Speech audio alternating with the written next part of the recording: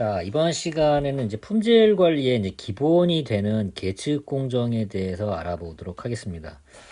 일반적으로 반도체 공정은 지금까지 저희가 알아본 8대 공정, 패배 8대 공정, 네, 패배 이제 8대 공정이라든가 이런 것들은 실제로 웨이퍼 표면에 이제 물리 화학적인 이제 변화를 일으키는 공정이거든요. 근데 요거와 달리 이 결과를 이제 알아보기 위해서는 우리가 뭔가 측정을 해야 됩니다. 그래서 계측이라는 걸 하게 되는데 요 같은 경우는 실제로 웨이프 표면에 어떤 반응이 일어나지는 않아요.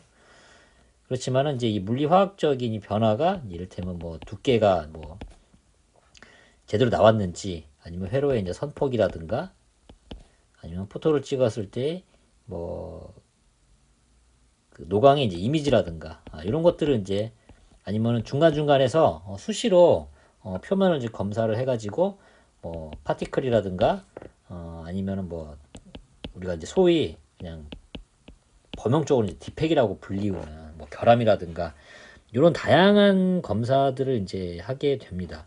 근데 문제는 이전 시간에도 잠깐 말씀드렸듯이 이 요걸 갖다가 이제 8대 공정 갖다가 이제 보통 메인 공정이라고 얘기를 하거든요. 메인 공정.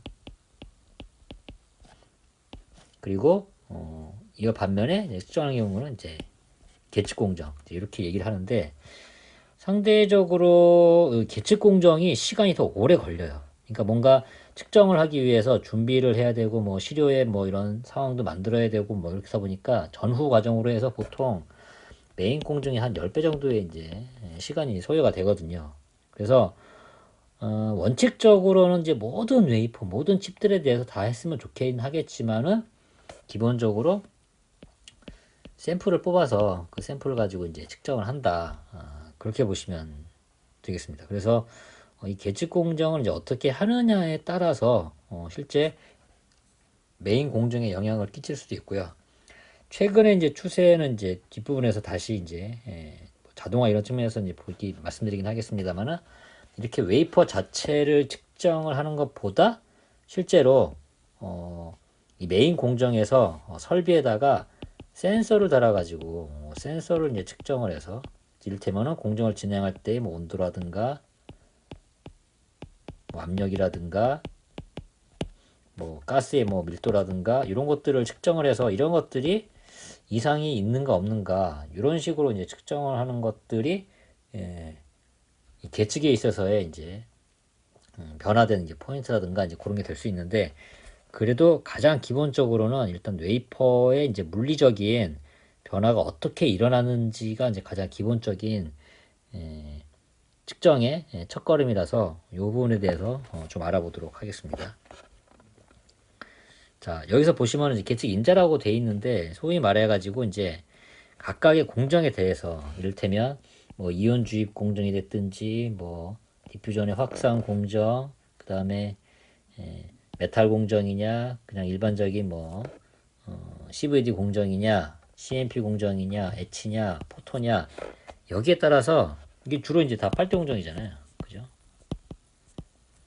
8대 공정 각각에 대해서 실제로 결과적으로는 이제 어떤 결과값이 나타나는지 이를테면 막의 두께를 이제 측정을 하는 거는 이제 여기서 다 측정을 해야 되고 심지어 포토 같은 경우도 이제 PR의 두께라든가 이런 걸 측정할 때도 있고요.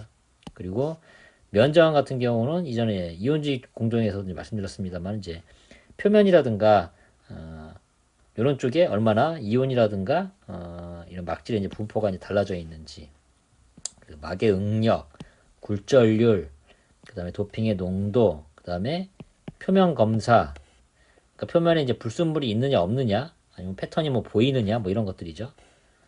그리고 포토에서 회로선 폭에 해당하는 뭐 CD, 그리고 스택 커버리지, 그 다음에 포토에서 오버레이가 얼마나, 그러니까 그 마스크 얼라인이 얼마나 이렇게 잘 돼 있는지, 이런 다양한 것들을 이제 다 조사를 하게 됩니다. 그래서 이런 수많은 계측 데이터를 근거로 우리가 품질 관리에 기본으로 삼게 되겠고요. 그래서 이런 계측기도 기본적으로 이제 몇 가지 대표적인 설비들이 있는데 이를테면 두께라든가 이제 선폭을 잴 때 이제 어떤 방식으로 측정을 하느냐. 그래서 광학식 측정법이 있고 뭐 현미경법, 뭐 탐진법 이제 여러 가지가 있는데 광학식도 크게 보면 이제 두 가지예요. 말이 어렵게 되어 있는데 분광 반사 광도계, 그다음에 엘립소미터 이렇게 보시면 되는데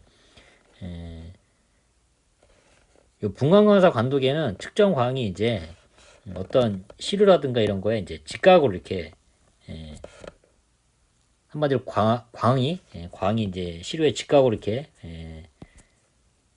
조사가 되면서 여기서 나오는 이제 반사빛의 강도라든가 이런 걸 통해 가지고 이 막질의 특성을 이제 평가를 하는 이제 그런 방식입니다.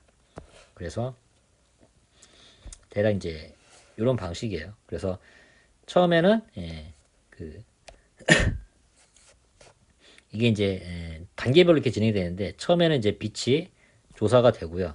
그리고 그 다음 단계에서는 이제 요거 대신에 이 빛이 그대로 실제 패턴이 어떻게 나오느냐에 따라서 그 반사된 강도를 이제 측정을 해가지고서 막질의 특성을 이제 파악을 하는 게 반사 광도계 리플렉토미터의 특징이고요.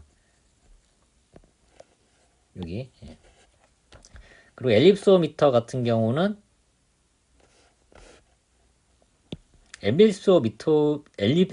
발음 좀 안 되는데 엘립소미트리라고 하는 이런 것들은 기본적으로 이렇게 반사되는 빛, 각도를 주입 각도를 줘서 반사되는 빛에 따라 가지고 이제 이 결과가 어떻게 되느냐. 반대입니다. 죄송합니다. 반대로 해서 이렇게 반사되는 이제 빛에 따라서 이게 어떻게 측정이 되느냐. 그래서 제가 이 표면에서 이걸 좀 확대를 해보면 자주 말씀드리던 건데 반사되는 빛에 따라 가지고 이렇게 반사되는 경우도 있고 이렇게 반사되는 경우도 있고 그래서 이 위상차를 분석을 해서 실제로 이 두께가 어떻게 차이가 나는지 이런 것들을 보는 게 엘립소미터 이렇게 보시면 되겠습니다. 그리고 현미경법은 그 아주 미세하게 보통은 이제 전자 빔을 쏴가지고서 만들어내는 이제 특징이 있습니다. 그래서 쌤 같은 경우는 표면에 이 전자 빔을 쏴서 이게 이제 산란이 이제 되거든요. 그래서 이 산란되는 빛이라든가 이런 거를 이제 증폭을 시켜가지고 이 표면이 어떻게 돼 있는지 이렇게 보는 거고요. 여기 트랜스미션은 통과를 한다는 의미잖아요. 그래서 이게 이제 엑스레이 투과하듯이 이렇게 통과를 해서 빛이 이렇게 통과를 할 때 여기에 이제 뭔가 결함이라든가 이런 게 있다 그러면은 빛이 이제 꺾이게 되거든요. 그래서 이런 특징을 잡아내서 실제로 이 내부에 방막이 이제 어떤 변화가 있다든가 불순물이 있다든가 이런 거를 분석을 해내는 방법이 템이라고 이제 보시면 되겠습니다. 그리고 뭐 거의 많이 쓰이지는 않는데 탐침법 같은 경우는 실제로 표면에다가 약간의 홈이라든가 이런 거를 파서 거기다가 이제 탐침으로 이제 표면을 접촉하는 건데 요즘처럼 뭐 미세한 공정에서 하는 경우에서는 많이 쓰이는 방법은 아니고요. 예전에 이제 쓰던 방법이라든가 아니면 최근에 뭐 전력 반도체나 이렇게 좀 그 공정의 단위가 큰 그런 방식에서 쓰는 측정법이라고 이제 보시면 되겠습니다. 그래서 요거 이외에 이제 주로 보는 게 이제 검사 장비라고 해서 표면에 오염 물질이라든가 디펙트, 그러니까 어떤 그 막질이 비정상적으로 이렇게 만들어진 패턴이라든가 이를테면 뭐 이전에 케미칼 처리를 하면서 자국이 좀 남았다든가 대표적인 게 워터마크 뭐 이런 것들이에요.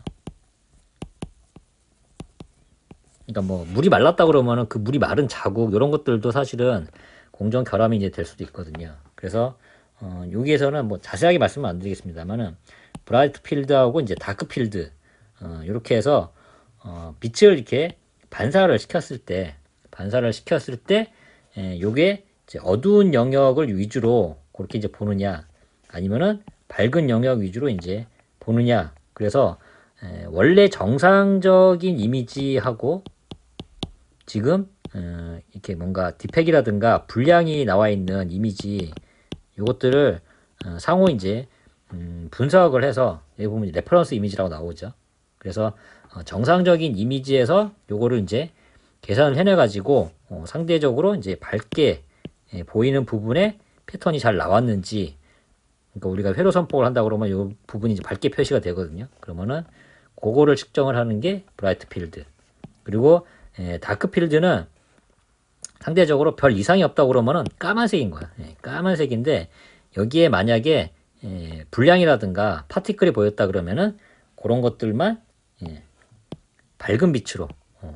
그러니까 다크필드는 전반적으로 어두운 영역에서 밝은 색의 결함이라든가 파티클을 확인할 때 쓰는 게 다크필드 방법의 검사 방법. 그렇게 이해를 하시면 되겠습니다. 그리고 이빔 같은 경우는 위에서도 말씀드렸던 것처럼 이제 셈이라든가 그런 전자 빔을 이용을 해가지고 여기에서도 이제 불량이라든가 결함 이런 것들을 함께 이제 검색을 할 수도 있고요. 세컨더리 일렉트론 차징은 실제로 이게 전자 빔을 쏘는 거기 때문에 이 빔을 계속 주입을 하게 되면 실제로 막질에서 이게 이제 차징의 효과가 이제 있어가지고 그거를 갖고도 뭐 회로적인 결함도 이제 본다고 하는데 말씀드린 것처럼 스루풋이 낮기 때문에 그렇게 많이 쓰이는 방법은 아니다. 근데 이런 방법도 가능하다. 그렇게 보시면 되겠습니다. 그래서 이런 검사 장비에서 찾아낼 수 있는 디펙, 결함은 실제로 전기적인 디펙, 일렉트리컬 디펙, 그 다음에 물리적인 디펙, 피지컬 디펙 이렇게 나눌 수가 있고요.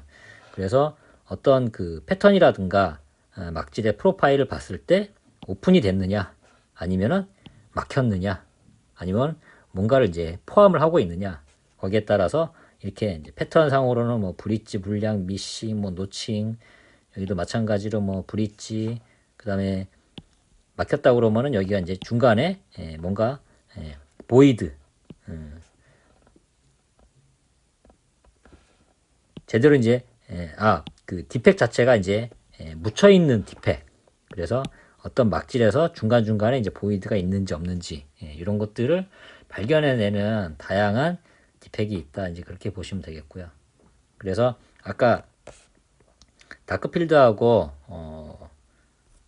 브라이트 필드하고 여기서 이제 잠깐 말씀을 드리긴 했습니다만은 이를테면 여기에 파티클이 있는데 여기 이제 레퍼런스 이미지에서는 이렇게 깔끔하게 나오는데 뭔가 불량이 생긴 이런 이미지 생겼을 때는 여기에 특정한 빛이 나오는 것을 확인을 해서 요것에 따라서 우리가 디펙이나 파티클이 존재하느냐 존재하지 않느냐 이런 것들을 측정을 해낸다. 그렇게 보시면 되겠습니다.